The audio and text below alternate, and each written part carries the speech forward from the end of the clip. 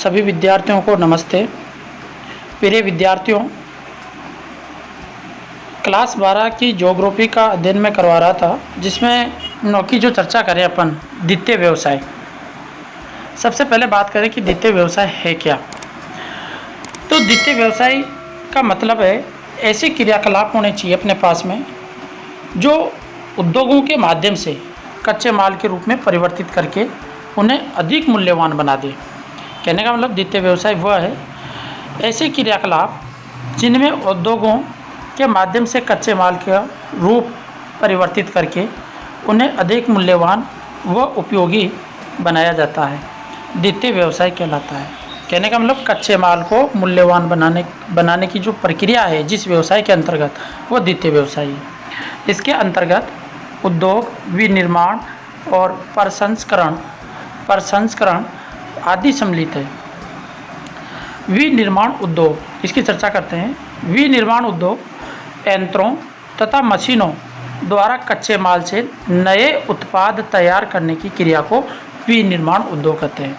कहने का मतलब यह है कि मशीनों के द्वारा जो कच्चा माल है उसको नए उत्पाद में अर्थात नई चीज़ बनाने के लिए जिन मशीनों का उपयोग किया जाता है और उस क्रिया के तहत जिसे वो नया पदार्थ बन जाए या नया माल बन जाए, उस क्रिया को ही विनिर्माण उद्योग कहते हैं।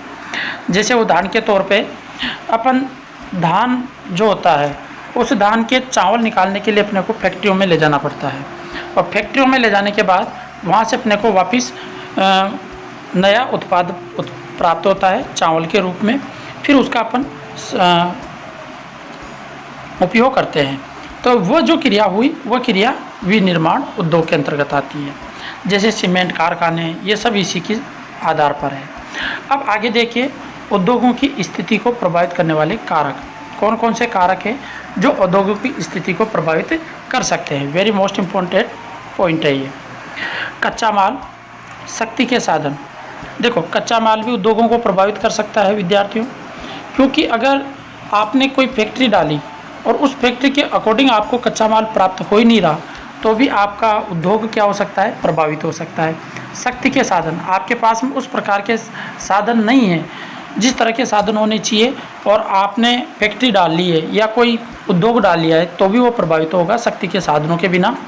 परिवहन व संचार, आपके लिए ट्रांसपोर्ट की सुविधा भी पूरी होनी चाहिए, क्योंकि जब माल तैयार होगा तो उसको अपने को बाज़ार तक पहुंचाना भी बहुत ज़रूरी हो जाता है। तो संचार के साधन, बाज़ार होना चाहिए, आसपास ऐसा मार्केट भी हो जब उस उत्पादन की मांग हो, तो उसके आधार पर कुशल श्रमिक भी अपने को मिले, पूंजी भी, पैसे भी होने चाहिए अपने पास में, और जलापूर्ति, पानी की व्यवस्था उच्च होनी चाहिए, जलवायु, उच्च तकनीकी सरकारी नीतियाँ आदि, ये सभी जो कारक है ये उद्योगों को कहीं ना कहीं प्रभावित करते हैं। तो ये ध्यान रखिएगा। अब आगे अपन बात करते हैं बाजार तक अधिगम्यता। अब बाजार तक अधिगम्यता का मतलब क्या है वो देखिएगा।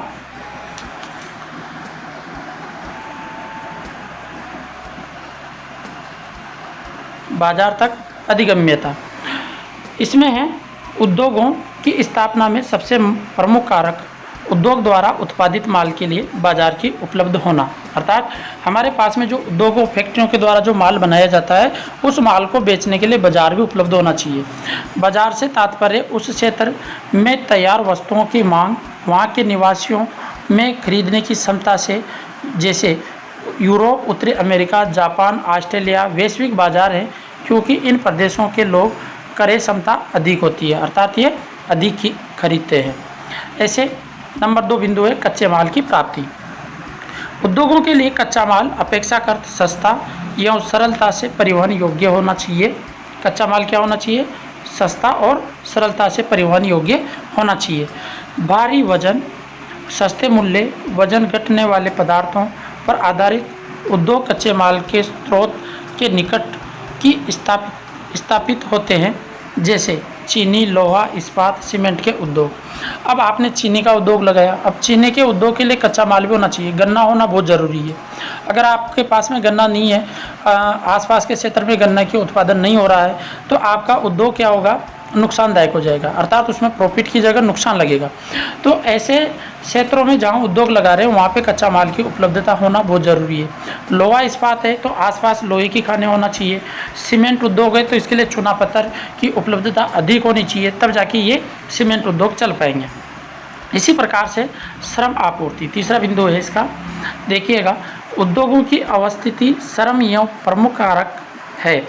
देखो, उद्योग जो भी होते हैं, फैक्ट्रियां जो भी होती है, उन फैक्ट्रियों में काम करने वाले मजदूर महत्वपूर्ण भूमिका निभाते हैं। अगर मजदूर नहीं है, श्रमिक नहीं है, तो हम फैक्ट्री उद्योग में किस तरह से काम करवाएं।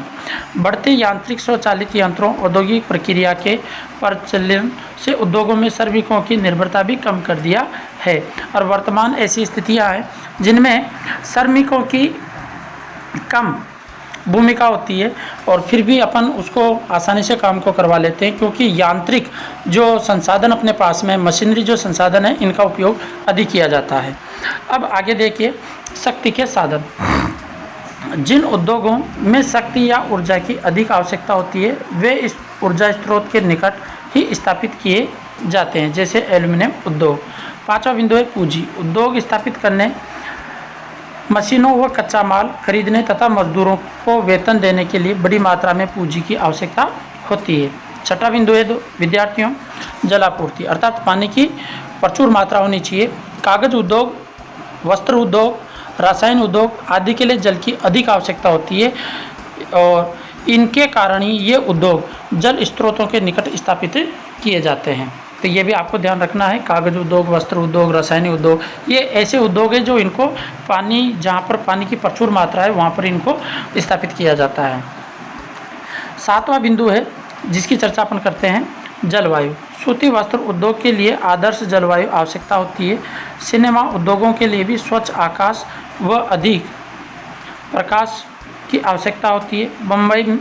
मुंबई व लॉस एंजिल्स कैलिफोर्निया में सिनेमा उद्योगों के विकास का कारण वहाँ की अनुकूल जलवायु है। तो ये भी अपना महत्वपूर्ण बिंदु था, इसका भी आपको ध्यान से देख लिया। इसके बाद में देखिएगा, उच्च तकनीकी दक्षता।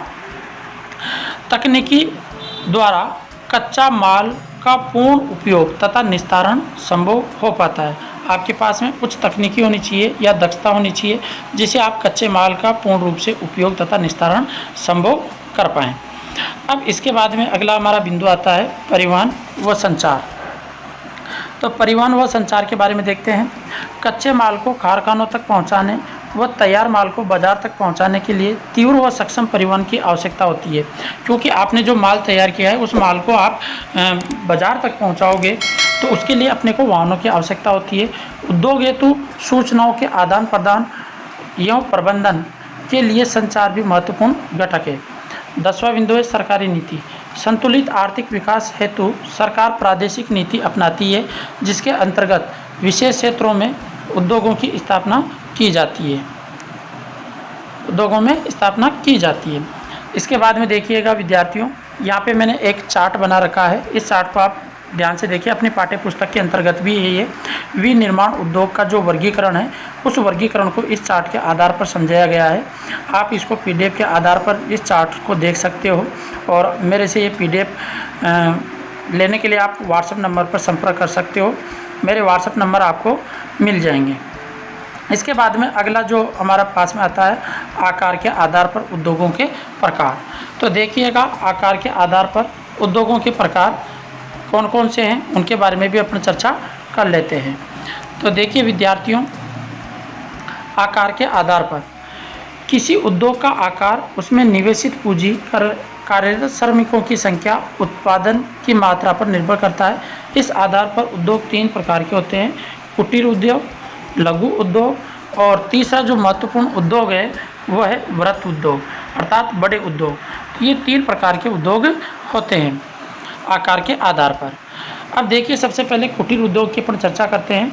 यह निर्माण की सबसे छोटी इकाई है। इसमें शिल्पकार स्थानीय कच्चे माल का उपयोग करके साधारण औजारों द्वारा अपने परिवार के दैनिक जीवन के उपयोग की वस्तुओं का निर्माण करता है, जैसे खाद्य पदार्थ, चटाई, बर्तन, फर्नीचर, सुनार, नाई, बढ़ई, का कार्य आदि, ये सब क्या है, कुटीर उद्योग के अंतर्गत आते हैं। अर्थात छोटे उद्योग जो उनको अपन घर पे ही कर सकते हैं, अर्थात उन ऐसे उद्योग जो घर पे क्रिया करके उसको कच्चे माल से हम उत्पाद बना सके। दूसरा बिंदु है लघु या छोटे पैमाने के उद्योग। इनमें या इसमें स्थानीय कच्चे माल का उपयोग होता है। अर्धकुशल श्रमिक व शक्ति के साधनों से चलने वाले यंत्रों का भी प्रयोग किया जाता है। इसमें रोजगार का अवसर भी अधिक होता है, जैसे खिलौना बनाना, कागज़ का सामान, स्टेशनरी, डेयरी उत्पाद, चमड़े का सामान आदि। तो इस तरह के जो उद्योग है जिसमें खिलौने बनाए जाते हैं, कागज़ के सामान बनाए जाते हैं, स्टेशनरी बनाई जाती है, डेयरी उत्पादन है, चमड़े के सामान है, तो ये सब किसके अंतर्गत आते हैं, छोटे पैमाने के उद्योगों के अंतर्गत आते हैं। अब विद्यार्थियों अपन बात करते हैं तीसरे उद्योग की, जो वृहद उद्योग की श्रेणी में आता है। इसके बारे में देखिए, वृहद उद्योग, इन उद्योगों के लिए विशाल बाजार, विभिन्न प्रकार का कच्चा माल, शक्ति के साधन, कुशल श्रमिक, विकसित प्रौद्योगिकी एवं अधिक पूंजी की आवश्यकता होती है। उत्पादन में विशिष्टीकरण, एक ही प्रकार का उत्पाद बड़ी मात्रा में उत्पादन। बड़े उद्योगों की प्रमुख विशेषताएं, उदाहरण लोहा उद्योग, सीमेंट उद्योग, सूती वस्त्र उद्योग। अर्थात ऐसे उद्योग हो जो बड़े हो, जिनमें श्रमिक भी अधिक चाहिए और उत्पादन भी अधिक होता हो और कुशल श्रमिकों की आवश्यकता हो, कच्चा माल भी अधिक चाहिए, तो ऐसे उद्योगों को हम वृहद उद्योग की श्रेणी में रखते हैं। अब विद्यार्थियों अपन बात करते हैं कच्चे माल पर आधारित उद्योगों की। अब कच्चे माल पर कौन कौन से आधारित उद्योग है? पहला है कृषि आधारित उद्योगों की बात करते हैं। कृषि से आधारित जैसे वस्त्र उद्योग है, भोजन प्रसंस्करण है, अर्थात भोजन के जितने भी उद्योग है जैसे फूड्स, नूडल्स ये जो बनाते हैं वह, शक्कर है, अचार है, फलों का रस है, पेय पदार्थ है, चाय है, कोका है, कहवा ये भी पेय पदार्थ के रूप में आता है, मसाले हैं, तेल है, रबर उद्योग सम्मिलित, ये सब किस पे आधारित है? कृषि पर आधारित उद्योग है। दूसरा आता है खनिजों पर आधारित उद्योग। अब खनिज का मतलब जैसे लोहा है ना, तो इस प्रकार के लोहा इस्पात उद्योग आ जाएगा, स्टील का आ जाएगा, या हमारे पास में और खनिजों से संबंधित, सोना चांदी से संबंधित, ऐसे खनिजों से संबंधित उद्योगों की बात की जाएगी। इस उद्योगों में खनिजों के कच्चे माल के रूप में उपयोग किया जाता है। कुछ उद्योग लोहा अंश वाले धात्विक खनिजों का प्रयोग करते हैं, जैसे लोहा इस्पात उद्योग। अगला है विद्यार्थियों अपने पास में रसायन पर आधारित उद्योग, इनकी भी चर्चा करते हैं। तो रसायन पर आधारित उद्योग के बारे में देखिए, उन उद्योगों में प्राकृतिक रूप से पाए जाने वाले रासायनिक खनिजों का उपयोग किया जाता है। उदाहरण पेट्रो रसायन उद्योग में खनिज तेल, नमक, गंधक का उपयोग होता है। चौथा बिंदु है वन आधारित उद्योग। इन उद्योगों में वनों से प्राप्त कच्चे माल का उपयोग किया जाता है। फर्नीचर उद्योग के लिए लकड़ी, कागज उद्योग के लिए लकड़ी, बांस व घास तथा लाख उद्योग के लिए लाख वनों की प्राप्ति आदि। तो ये वनों पर आधारित है, जैसे फर्नीचर है ना, तो इस प्रकार के जो उद्योग है लकड़ी से, तो वो वन पे आधारित होंगे। पांचवा है पशु आधारित उद्योग। चमड़ा व ऊन पशुओं से प्राप्त प्रमुख कच्चा पदार्थ है। चमड़ा उद्योग के लिए, चमड़ा वस्त्र उद्योग के लिए ऊन पशुओं से प्राप्त होती है। अब छठा उद्योग आता है अपने पास में उत्पादन पर आधारित उद्योग। तो उत्पादन पर आधारित उद्योग के बारे में देखिएगा, बड़े उद्योग जिनके उत्पादन को अन्य वस्तुएं बनाने के लिए कच्चे माल के रूप में प्रयोग में लाया जाता है, इन्हें आधारभूत उद्योग भी कहा जाता है। लोहा इस्पात उद्योग एक आधारभूत उद्योग है, क्योंकि इससे निर्मित उपकरणों का उपयोग दूसरी वस्तुओं के उत्पादन हेतु किया जाता है। तो विद्यार्थियों, यहाँ पे आपको ये बात समझ में आई होगी कि जो हमारे पास में उत्पादन, जो जैसे हम कच्चे माल के रूप में प्रयोग लाते हैं और उनके आधारभूत उद्योग के रूप में बड़े उत्पाद बना दें या अधिक उत्पाद बना दें, या निर्मित उपकरणों का उपयोग दूसरी वस्तुओं के उत्पादन हेतु किया जाए, तो उसको कहते हैं उत्पादन आधारित उद्योग। अब हम आगे पढ़ते हैं स्वामित्व के आधार पर उद्योगों के प्रकार। अब स्वामित्व के आधार पर किस प्रकार से, ये 3 प्रकार के होते हैं विद्यार्थियों। अब इन 3 प्रकार के स्वामित्व के आधार पर जो उद्योग है, इन 3 प्रकार के उद्योगों के बारे में आप देखने का प्रयास कीजिए। देखिए, पहला है सार्वजनिक उद्योग। ये अधिकांश सरकारी नियंत्रण में होते हैं, अर्थात सरकार के द्वारा इसको चलाया जाता है। मिश्रित अर्थव्यवस्था में निजी व सार्वजनिक दोनों प्रकार के उद्योग पाए जाते हैं। अर्थात ये निजी उद्योग भी हो सकते हैं और ये सार्वजनिक उद्योग भी होते हैं। तो दोनों प्रकार के उद्योग ये पाए जाते हैं। निजी उद्योग, अब निजी का मतलब है प्राइवेट कंपनियां, है ना, जिसमें स्वयं व्यक्ति का ही स्वामित्व हो। इन उद्योगों में स्वामित्व निजी निवेशकों के पास होता है। पूंजीवादी देशों में अधिकतर निजी उद्योग क्षेत्र है। तीसरा है संयुक्त उद्योग। इन उद्योगों का संचालन निजी व सार्वजनिक क्षेत्र की कंपनियों द्वारा संयुक्त रूप से किया जाता है, अर्थात प्राइवेट और सरकारी द्वारा दोनों का मिक्स रूप में इन उद्योगों को संचालित करवाया जाता है। अब हम आगे की बिंदु की चर्चा करते हैं, परंपरागत बड़े पैमाने वाले उद्योग। तो परंपरागत बड़े पैमाने वाले उद्योग ये भारी उद्योग के क्षेत्र होते हैं जिन्हें धुएं की चिमनी वाले उद्योग भी कहते हैं, क्योंकि ये उद्योग कोयले की खदानों के निकट स्थापित होते हैं। कोयला ऊर्जा प्रमुख स्रोत है। इनमें धातु पिघलाने वाले उद्योग, भारी इंजन उद्योग, रसायन व वस्त्र उद्योग आदि प्रमुख हैं। अब हम चर्चा करते हैं लोहा इस्पात उद्योग की।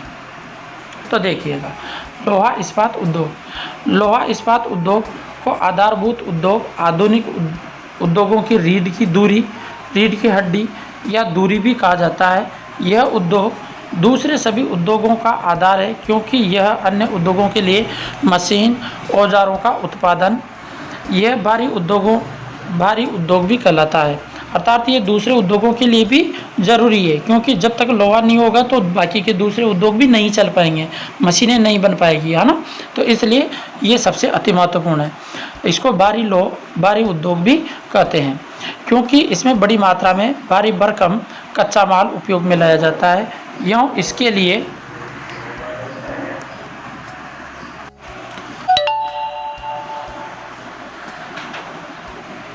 देखिए विद्यार्थियों, लोहा इस्पात निर्माण की 3 विधियां प्रचलित है, जिसमें से पहली है बेसमरीकरण विधि, वात्या भट्टी व विद्युत भट्टी। लोहा प्राप्त करने के लिए लोहे जोका भट्टियों में कोका या चूना पत्थर के साथ प्रगलित किया जाता है, अर्थात इसको पिघलाया जाता है ना। पिघला हुआ लोहा जब ठंडा हो जाता है तब उसे कच्चा लोहा कहते हैं। कच्चे लोहे में मैग्नीज मिलाकर इस्पात बनाया जाता है। तो आपको ध्यान रखना है, कच्चे लोहे में मैग्नीज मिलाकर इस्पात बनाया जाता है। इस्पात का मतलब मजबूत लोहा अपन कह सकते हैं, ना, कठोर लोहा। अब आगे देखिएगा, लोहे इस्पात उद्योग की आदर्श अवस्थिति या स्थिति। कच्चे माल की प्राप्ति के स्रोत के निकट पहला बिंदु है। आदर्श स्थिति क्या होती है? लोहा उद्योग कहाँ पे होने चाहिए? जो आदर्श स्थिति में हो। तो पहला ही बिंदु है इसका, कच्चे माल की प्राप्ति के स्रोत निकट होने चाहिए। अगर ये जितने निकट होंगे उतना हमारे पास में अच्छा उद्योग चलेगा। लोहा अयस्क, कोयला, मैग्नीज व चूना पत्थर आसानी से उपलब्ध हो जाते हो, ऐसी स्थिति होनी चाहिए। दूसरी आदर्श स्थिति है ऐसे स्थान जहाँ पे कच्चा माल आसानी से पहुँचाया जा सके, जैसे पतन के समीप। तीसरा है ऐसे स्थान जहाँ पे बाजार की समीपता हो। छोटे इस्पात कारखाने जिनका निर्माण और प्रचलन कम महंगा होता है, क्योंकि कच्चे माल के रूप में रद्दी धातु स्प्रे बाजार में उपलब्ध हो जाते हैं। अब हम बात करते हैं आगे लोहा इस्पात उद्योग का विश्व वितरण किस प्रकार से है विश्व में। तो लोहा इस्पात उद्योग उत्तरी अमेरिका में, यूरोप एवं एशिया में विकसित देशों में अधिकता से हैं। चीन, यूएसए, जापान, रूस व जर्मनी विश्व के प्रमुख लोहा इस्पात उत्पादक देश हैं। इनका विवरण निम्न प्रकार है। तो सबसे पहले अपन चीन के बारे में बात करते हैं। तो देखिएगा विद्यार्थियों, चीन के बारे में। चीन विश्व का सबसे बड़ा इस्पात उत्पादक देश है। चीन के इस्पात उत्पादक क्षेत्र मंचूरिया, जो चीन का सबसे बड़ा क्षेत्र है। कौन सा क्षेत्र है? मंचूरिया, ध्यान रखना, विश्व का सबसे बड़ा है। अनसान पुसन प्रमुख केंद्र है। सांसी सेंसी कोयला क्षेत्रों के समीप तथा यांगती सिक्यांग घाटी क्षेत्र भी लोहा के लिए सबसे ज़्यादा प्रसिद्ध है। दूसरा है जापान। जापान विश्व का दूसरा बड़ा इस्पात उत्पादक देश है। प्रमुख इस्पात उत्पादक क्षेत्रों में नागासाकी, याओटा, उत्तरी क्यूशो द्वीप में स्थित जापान का सबसे बड़ा इस्पात उत्पादक क्षेत्र है। कोबे, ओसाका, टोक्यो, याकोहामा, अन्य प्रमुख इस्पात उत्पादक क्षेत्र है। जापान का इस्पात उद्योग आयातित कच्चे माल पर निर्भर है। तीसरा है यूएसए। तो यूएसए में देखिएगा, यूएसए में उत्तरी अपलेशियन, पिट्सबर्ग, महान झील क्षेत्र तथा अलबामा में लोहे इस्पात उद्योग केंद्रित है। यूएसए का पिट्सबर्ग लोहा इस्पात के लिए विश्व प्रसिद्ध होने के कारण विश्व की लोहे इस्पात की राजधानी भी कहलाता है। तो लोहे इस्पात की राजधानी किसे कहते हैं?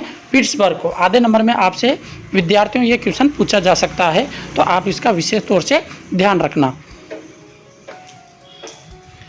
वर्तमान में इस क्षेत्र में के इस्पात उत्पादन में कमी के कारण इस क्षेत्र का महत्व कम हो गया है, इसलिए इसे जंग का कटोरा भी कहते हैं।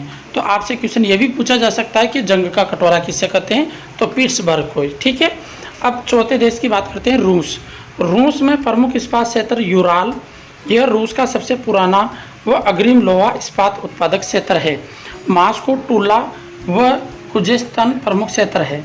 अन्य, जहाँ पे अन्य लोहा उद्योगों के लिए है। यूरोप में ग्रेट ब्रिटेन, बर्किंगम, शेफील्ड लोहा इस्पात उद्योग क्षेत्र है।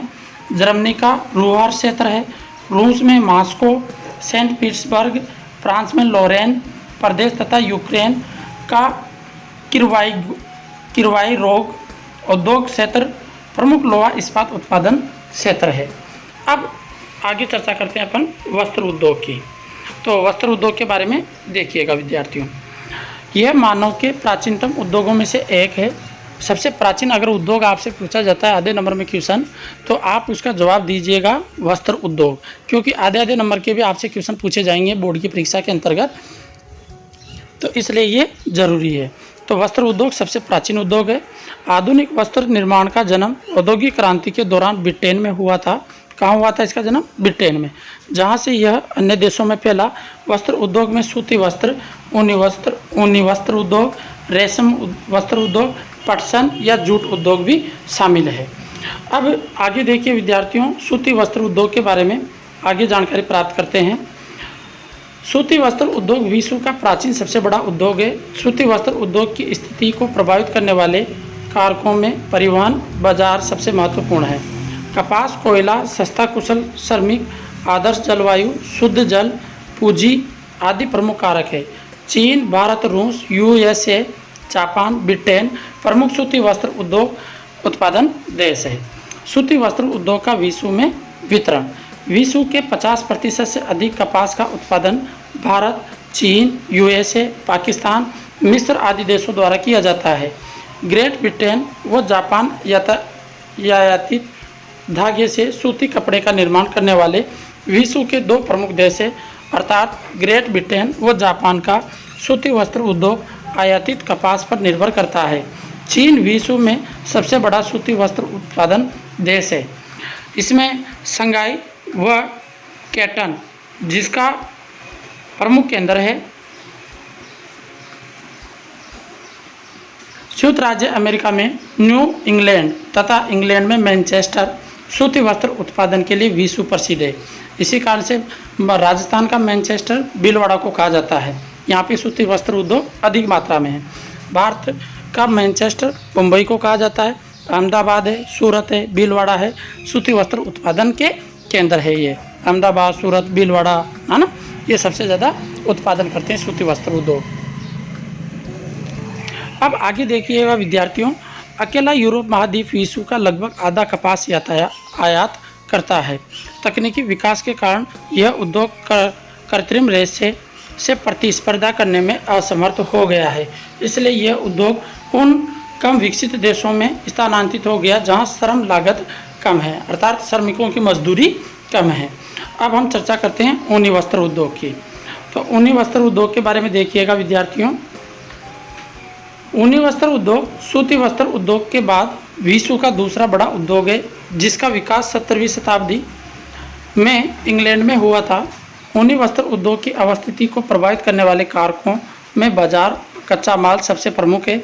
विश्व के 2/3 ऊनी वस्त्र उद्योग यूरोप में केंद्रित है। चीन ऊनी वस्त्र उद्योग का सबसे बड़ा उत्पादक देश है। इटली, भारत, जापान, वह यूएसए प्रमुख देश है। इसके बाद में आता है रेशम वस्त्र उद्योग।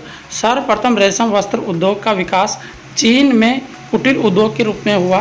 प्राकृतिक रेशम बायोकिज्म नामक कीड़े की लार से निकलने वाले पदार्थों को कोकून से प्राप्त होती है। ध्यान रखना, ये आधे नंबर में क्वेश्चन पूछा जा सकता है आपको। बायोकिज्म कीड़े का नाम क्या है? बायोकिज्म है ना, कीजुम। तो ये ध्यान रखना, ये कीड़ा है जिससे रेशम का उत्पादन होता है। ये शहतूत के पेड़ पे पाए जाते हैं। कहाँ पाए जाते हैं? ये शहतूत के पेड़ पे। चीन विश्व का सबसे बड़ा रेशम वस्त्र उत्पादन देश है। अन्य प्रमुख देशों में जापान, यूएसए, भारत प्रमुख है। चीन का रेशम मार्ग चीन से यूरोप ये देशों में रेशम की आपूर्ति करता है। यूएसए का पैटरसन नगर रेशम उत्पादन के लिए विश्व प्रसिद्ध है। पैटरसन नगर को अमेरिका का रेशम नगर भी कहते हैं। इसके बाद में बात करते हैं अब जूट उद्योग की। तो जूट वस्त्र उद्योग में देखिएगा, जूट को गोल्डन फाइबर या सोने का रेशा भी कहा जाता है। इससे दरी, चटाई, बोरियां, बैग आदि बनाए जाते हैं। भारत और बांग्लादेश विश्व के अग्रणी जूट उत्पादक व निर्यातक देश है, अर्थात यहाँ से माल बेचा जाता है, जूट बेची जाती है तो सबसे ज़्यादा। तो प्रिय विद्यार्थियों, इस प्रकार से आपका ये 9वां अध्याय जो हमारे द्वितीय व्यवसाय के अंतर्गत आता है, ये मेरी तरफ से कंप्लीट हुआ। आपको ये समझ में भी आया होगा विद्यार्थियों, और मैं आशा यही करता हूँ कि आपके अच्छे मार्क्स आएँ और एग्ज़ाम में, इसमें से 2-3 महत्वपूर्ण क्वेश्चन भी आए थे अपने पास में, उन क्वेश्चनों का आप विशेष तौर से ध्यान रखना जो आपके लिए परीक्षा के लिए महत्वपूर्ण होंगे। और साथ ही विद्यार्थियों, अगर जो हमारे चैनल पर नए हैं वह चैनल को लाइक ज़रूर कीजिए और चैनल को सब्सक्राइब भी ज़रूर कीजिए। धन्यवाद प्रिय विद्यार्थियों।